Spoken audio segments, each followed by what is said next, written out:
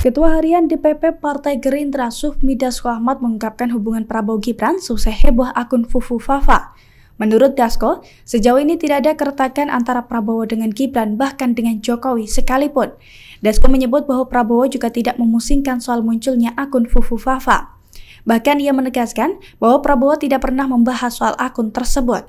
Dilansir dari tribunnews.com, hal itu diungkapkan Dasko di Gedung Nusantara II, Kompleks Parlemen Senayan, Jakarta pada Kamis 12 September 2024. Diketahui sebelumnya akun Fufu Fafa menjadi perbincangan karena diduga milik Wakil Presiden terpilih Gibran Rakabuming.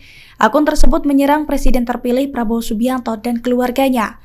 Unggahan itu terjadi ketika Prabowo masih menjadi lawan politik Jokowi pada pemilihan presiden tahun 2014 dan tahun 2019.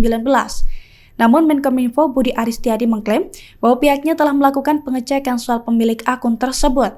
Ia memastikan bahwa akun Fufu Fafa bukan milik putra sulung Presiden Jokowi. Meski demikian, Budi Ari enggan menjelaskan lebih lanjut soal hal itu.